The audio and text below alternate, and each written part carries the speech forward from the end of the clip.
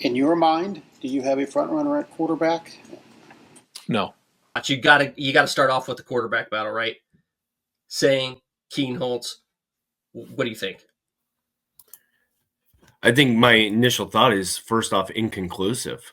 I'll be honest, I've been saying it for weeks now.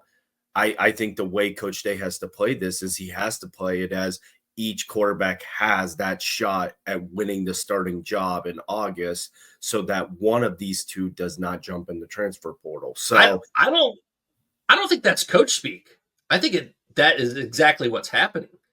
I felt like Lincoln going into the spring game was a little bit ahead of Julian, and then I thought if you just watch the game, Julian probably performed a little bit better than Lincoln during the spring game. And here we are, So gone back through, watched the spring practices, look at the grades, they're very similar. So the rumors are we had that scrimmage that Julian saying did pretty bad in. That was one that was closed to everyone. We had the open scrimmage, which I saw, and Keenholz won that easily. And then you have this spring game, which probably favored saying, yes, I think, Lincoln missed a couple early, but then got into a rhythm. If you just watch the first half and you watch all those highlights of saying, you're like, all right, he won it easy, hands down. But you got to see the body of work over time, like the coaches get to see. To me, saying played better. Well, what are your thoughts? I would go with your impression that saying played better. But what I want people to go back and do is look at that second half for Keenholz too. You're getting a better impression. Day knows. Obviously, he can pick a quarterback. Trust in the process with him. What really, really stood out to me, Keenholz was running out with the leaders of the team coming out the tunnel. He took first snaps in the first quarter, first snaps in the third quarter. Just reading the tea leaves, it looks like he won those first two scrimmages behind closed doors and the student appreciation scrimmage, so he got the nod. Now, does this change things? Absolutely. You want to see bullets flying, 41,000 people in the shoe, people screaming, that all-day event, and you want to see how you can lead the team. The one thing that I'm going to give saying is he had those two possessions to kind of get a flow. Keenholz had some things go against him, and he wasn't able to create that flow. But he came back in that third quarter, went right down and scored a touchdown with ease, and then played well after that. Just go back and watch the third and fourth quarter, that second half for Keenholz. Compare that to the first half of Julian saying, and we got a tight race.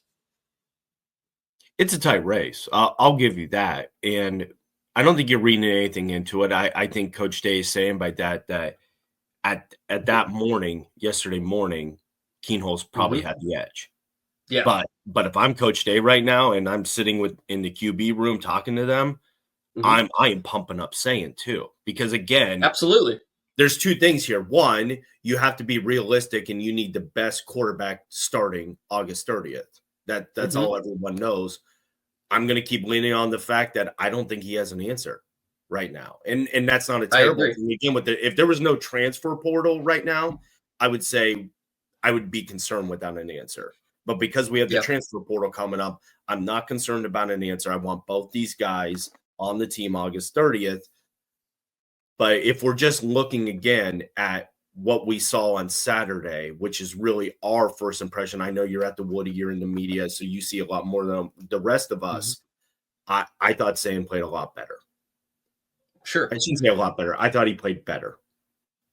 I also thought putting saying in for that last, kind of 2-minute situation was telling there for Day too. Because he's like, all right, he won the spring. Let's see how he does under pressure. Because that's been a lot of what Saying's issues have been. He's been forcing the ball, and he takes chances sometimes. And we saw that chance in the student appreciation spring scrimmage where Matthews picked it off, man. And it was just, a throw that he probably shouldn't have made. It probably should have been thrown out of bounds because he was under pressure and just hung it up there. And that's where, when you're under pressure, and that's the thing we didn't see in spring. There were no defensive stunts. There were no loops. There wasn't blitzes. No. Ultimately, they will be evaluated on how they make their routine plays routinely and then how they do on third down, red zone, and 2-minute.